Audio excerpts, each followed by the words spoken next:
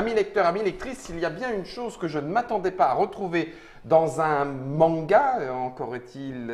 C'est du manga. C'est un manga, oui Christophe, tu C'est du confirmes? manga. C'est du Alors manga. dans notre strip track, le manga du jour, c'est de retrouver le Louvre et quelque part un petit peu ce côté, je sais pas, culture à la française, entre guillemets, dans un manga. Ça s'appelle Le Signe des Rêves, c'est de Naoki Urasawa.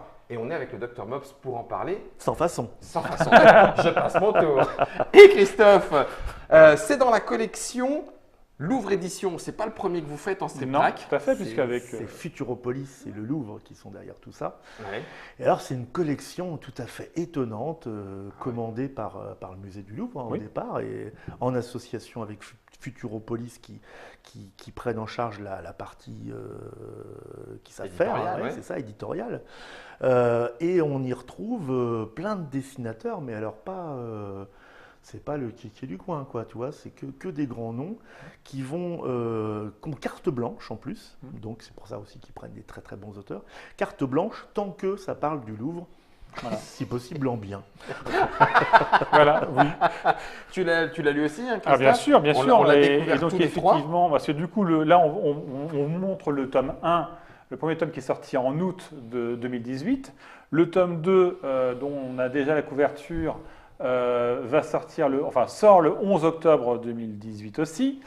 C'est un diptyque, parce qu'effectivement, quand on dit que l'auteur a carte blanche, il a carte blanche, y compris sur le format. Hein. Ça peut être, on peut faire un 47 planches, un 120 planches, etc. On a des auteurs qui ont fait du manga, on a du du auteur français, de l'auteur belge peut-être. Vraiment, on est vraiment sur un livre d'auteur. Le Louvre. Format manga, ça se lit côté manga. Ah Voilà. oui, tout à Et fait. donc, Ça voilà. commence par là, il n'y a pas de problème. Hein. C'est même traduit. Hein. On va juste reparler d'un peu qui est Urasawa. Oui. Ah bah écoute, oui, si les gens ne le connaissent pas encore, Urasawa, c'est un grand nom, un maître dans le manga. Monsieur qu'on a connu, alors il a une œuvre relativement abondante, mais on rappellera ces deux grands pôles, Monster, qui est absolument une œuvre magnifique. Il faudrait qu'on fasse un strip Il track faudra un qu'on vous jour. présente un jour. Et puis 20th Century Boys, qui est une saga épique, mythique. C'est un auteur, on va dire, il fait partie de ces auteurs japonais. Alors il est pourtant très japonais, mais aussi un peu occidental. Ouais. Et d'ailleurs, on va le voir là-dedans, oui, clairement. Ça m'a parce qu'en surpris. fait, il aime bien la France, Urasawa.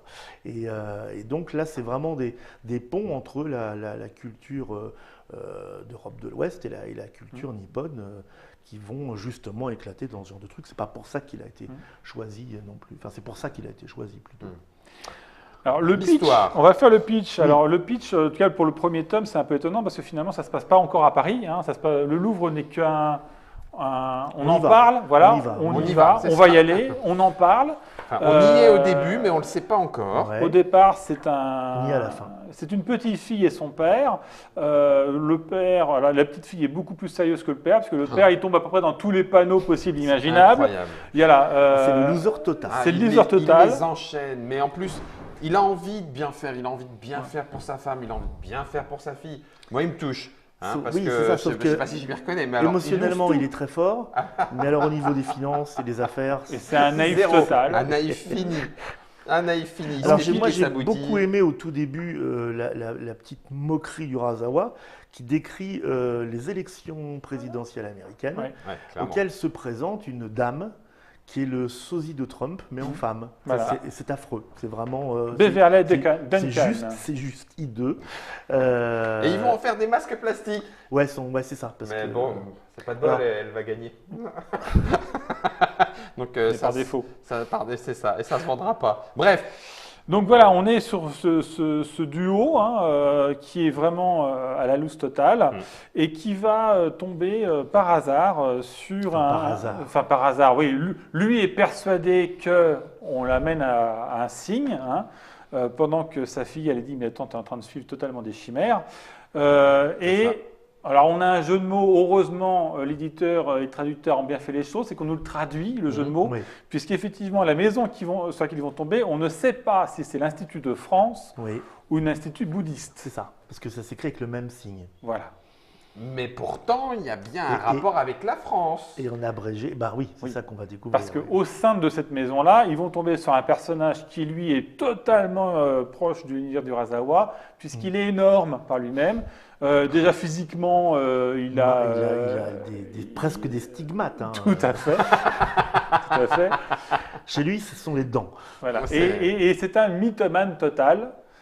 Puisque selon Tu crois lui, ça, ouais. enfin voilà, du coup, selon le père, lui, il rentre à fond dans le jeu du gars, C'est ça. alors que la fille, elle C'est ça. met en Et- face toutes ces contradictions. Voilà, son récit ne tient pas forcément toujours bien la route. Attends, pour il a elle-même. construit le Louvre à la demande Non, du non, président non, non. Mitterrand. Il a influencé Pyramide. François Mitterrand Ouais. sur la pyramide. C'est lui qui a donné à François Mitterrand l'idée de la Et pyramide. pendant leur rencontre, il y a Sylvie Vartan qui téléphone Oui, quand même. comme C'est ça. Voilà. Avec la totale, hein. Voilà. Le café au lait, les croissants. Enfin, il y a La ce- France, Non, mais monsieur. tu l'entends, tu Voilà. l'entends. Et du coup, le Louvre s'installe. Voilà, Louvre s'installe et il y a toute une histoire après qui est le début de l'intrigue dont on est loin d'avoir la fin pour l'instant. Hein. Oui, moi Autour- alors je ne savais pas que c'était en 2 volumes. Et je suis arrivé à la fin en faisant Qu'est-ce qui se passe? Voilà. Tout à fait. il y a un grand trou. Donc Qu'est-ce qui autour se d'un trafic de tableaux Ouais. peut-être de vrais ou de faux tableaux, on ne le sait pas encore très bien. Et toujours est-il Mais il reprend que- des vraies histoires, hein, Voilà. notamment le fameux vol de de la Joconde. Les vols de la Joconde. Mhm.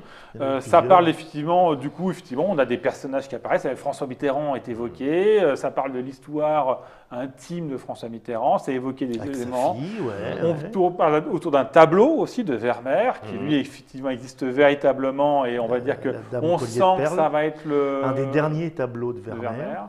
On sent que ça va être un peu finalement l'élément central de l'histoire, mais pour l'instant on est sur un début d'histoire et on va arriver sur la France. Et c'est là aussi, c'est un peu l'aspect intéressant de l'histoire, c'est que Urasawa raconte pas une histoire réaliste. En fait, il joue sur les clichés de la France vue par les Japonais Mhm. et du Japon aussi vu par les Français. Oui, j'aime beaucoup moi sa manière de se moquer en admirant, Voilà. parce qu'il Ouais. a les deux.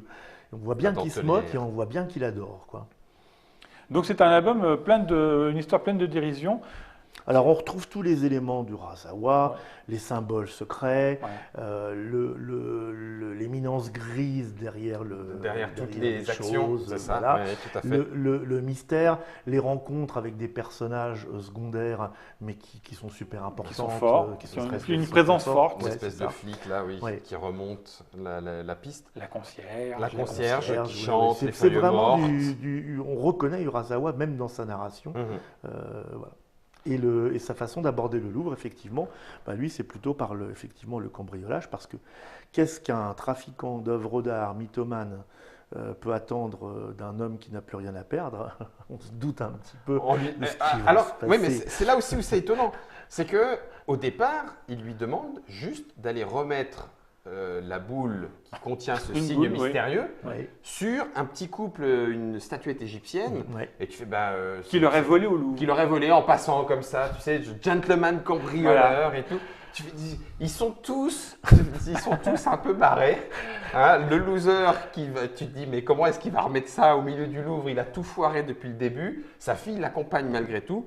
Et puis, du coup, ça se résoudra Dans le tome deux. dans le tome 2. Je pense que j'ai remarqué, je crois que dans la plupart des albums que j'ai vus de cette série, il y a toujours des scènes dans le Louvre la nuit. Alors, Oui. on me dirait le Louvre la nuit, depuis Belphégor, ça fait rêver. Ça Ça fait rêver tout le monde, Ah mais bah, c'est je clair. pense qu'ils ont invité les auteurs au Louvre Ouais. et qu'ils ont fait leur fameuse visite de nuit. C'est- Et qu'une visite de nuit au Louvre, C'est on la magique. garde pour sa vie, quoi. C'est sûr. vraiment tout à fait étonnant. Ouais. Et d'ailleurs, du coup, effectivement, la couverture du tome 1 est le Louvre de jour, et la couverture du tome 2, on voit bien que ça sera le Louvre de nuit. Et cet Donc, étrange personnage. Donc voilà, on est impatient de lire cette suite. Avec Que nous les n'avons toujours pas lu. corbeaux qui sont reliés aussi à la. Tout à fait, certains parlent, enfin concierge, peut-être. La concierge en France leur demande de se barrer aussi. Oui. Voilà, Le signe des rêves, Naoki Urasawa. Le tome 1 et le tome 2 approchent. Petite excursion Japon-France, petite incursion joli rêve. dans le Louvre. Ça donne envie. Par un maître du mangaka. Ouais. Voilà, vous savez tout, il ne vous reste plus qu'à ouvrir l'album, à éventuellement le feuilleter, voire peut-être vous laisser capturer, jusqu'à aller découvrir le fin mot de l'histoire dans le tome 2. Nous ne le connaissons pas encore, donc nous n'en dirons rien pour l'instant.